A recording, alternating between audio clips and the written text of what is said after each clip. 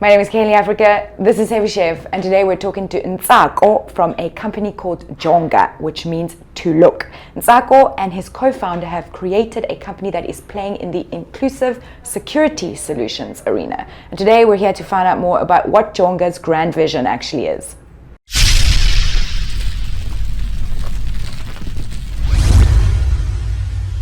My first question for you is I would like to know how you find yourself in this chair as an entrepreneur talking to us in 2019. What has been your journey to becoming an entrepreneur?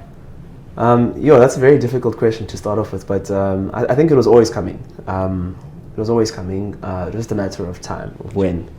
An interesting fact about me, my family, we were the first ones to get a TV in our community, in our village, called Bushbuck Ridge. Is it a rural village or would it have been a township?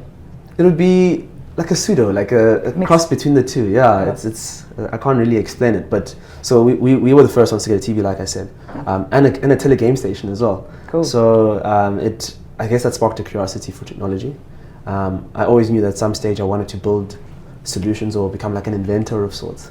I just had never thought about making money about it, off it in the beginning. But I think as I kind of grew, I tried different things that are in technology, things that are not in technology. Like I started a baking company at some stage in our complex. Cool. I did car washes, just ways to try and make a little bit of extra cash, and also just help people in my immediate community. Great. So I've always had that passion and that knack for entrepreneurship. And when I came to varsity and I did my mechatronics degree, I knew that it was a long game that I was trying to play. I was trying to equip myself with skills. I wasn't so big on like increasing my employability. Sure. It was more, okay, how can I start to position myself to have the right skills for the future? I didn't expect to start a business so soon. Yeah. When did you start the business? And like what year of your mechatronics degree did you start the business? I started the business in my second year, the end of my second year. Okay. On your own or with the co-founder at that with point the in co-founder, time? With the co-founder, yeah. So I don't think I could have done it without him. Yeah.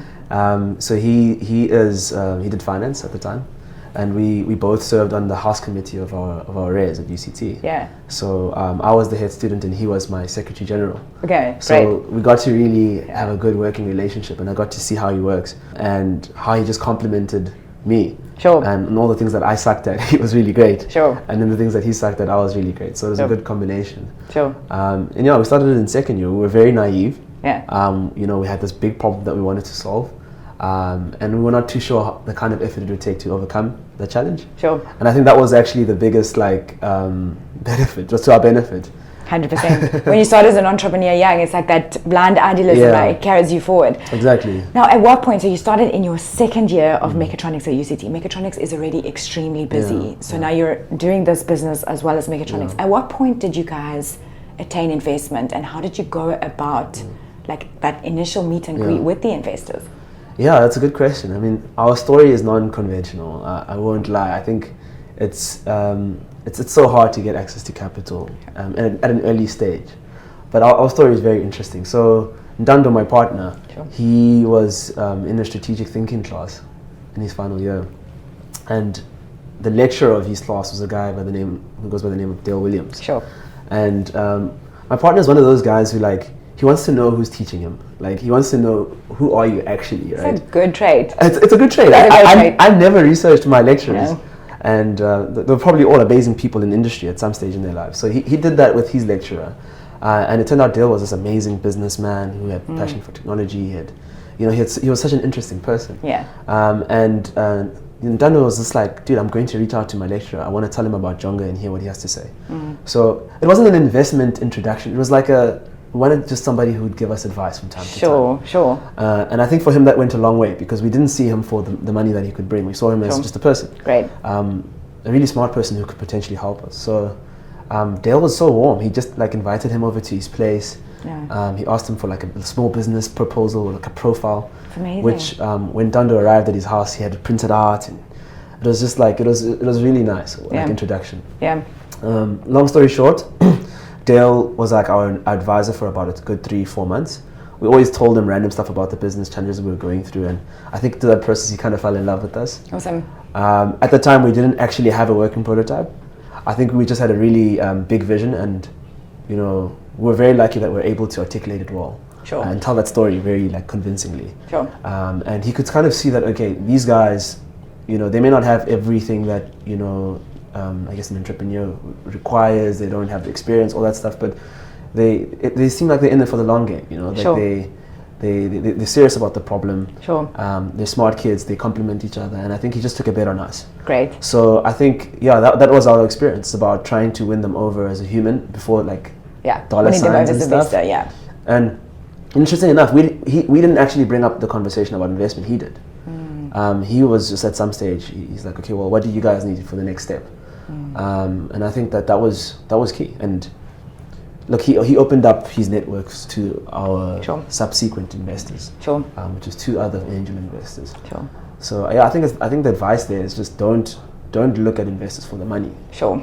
They're people, sure. and they come with so much more than that. We were talking about challenges, yeah. And it's very obvious that you guys have a lot of challenges at this point in time. As you say, this is such a massive problem that you're going about. What are your main challenges right now? You can give me 2. 2. Okay, I'd say, our main challenges at this point is solving for distribution, a proper and seamless order fulfillment process. Because we realized that it's quite difficult to get a product into the township, because first of all there's the issue of safety, which is a real issue, and then there's also the issue of lack of addresses as well, amongst others. So a lot of people have tried to kind of introduce something and have failed. So that's been a major challenge that we're trying to solve. And we're currently doing that through agents on the ground that we have. Sure. And that's local people who are youth and unemployed people. So great. Those are the people, we figured those are the people who are, well versed in the community. They know all the, the crevices, all those little streets and stuff like that. And they would be the best people to actually do deliveries and also sign up homes. Sure. But then also as well, we realized that, crime, the way to deal with crime is giving people opportunities for employment. The security system is not actually going to eventually get rid of crime. It's actually giving people opportunity. So that's why the agent network is such a big part about distribution. Sure. And then the second one I think is just growing the team. It's quite it's quite a challenge. It's quite a challenge, eh? It's quite a challenge. Yeah. Me and my co-founder have a very great working relationship. We go all the way back to varsity. We were on the same leadership structures. Cool. So we've always worked closely. Both mechatronics. No. So he did finance. Okay. He actually balances Good me team. out. Yeah, exactly. So we've gotten this really great way of working. He understands me, my weaknesses, his strength, that whole stuff. Yeah. So that works. But now trying to introduce another person into that, we found it's always a challenge. Yeah. And yeah, I think that's something that it's a challenge that many entrepreneurs experience. How do you grow their team? How do you find these developers? And those are the challenges that we're going through now. Sure. Where we're trying to increase our dev capacity so that we can constantly iterate the product and come up with new stuff as well. Sure, I think that's a problem in Cape Town a lot. It just seems like all of the startups are kind of fighting for this pool of developers. Exactly. And now you've so got the likes. Yeah, you got the likes of Amazon now. You got the likes of these guys. It's just more schools, more schools for coding. That's what it is. More schools for coding to come about. Yeah. So on that note, I mean, you guys are now moving forward. You're soon to commercialize the product. What is the grand vision? Yeah. So our major milestone for this year is to sell 1,000 devices. For us, that's going to be a good enough validation that the business model is sustainable and there's an actual market need and a demand. Because I think it's one thing to have a need. Everyone knows there's a need for security, but are people willing to actually pay for security? Sure. So we need to validate that. So that's kind of our vision for the year. Sure. We've got a tunnel vision on that. Sure. But we want to quickly scale thereafter. So our grand vision for next year is hopefully to sell about 10,000 of these. Awesome. I'm sure we're going to sell a lot more than that. Yeah. But that's kind of our estimate or our goal for the following year. But really, we see ourselves as, this company that is going to have more products down the line. Sure. So this is the first one. It's an in-house security product, but you still need the perimeter security. You still need outdoor security. Safety is such a big thing. Sure. And there's more parts than just inside the home. There's Sure. also in the car and all that stuff. So we wanted to position ourselves as low cost, smart. Sure. So it still has all the benefits of of smart technology, but at the same time it's affordable and accessible for people. Sure. And that requires you to not over-engineer stuff, but to always just try and solve the problem in normal. Sure.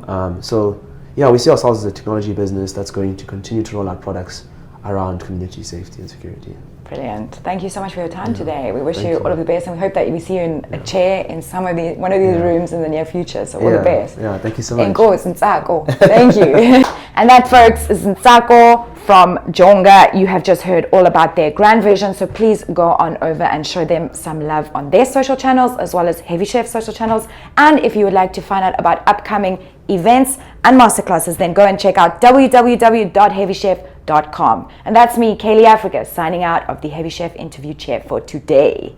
Hamba kahle.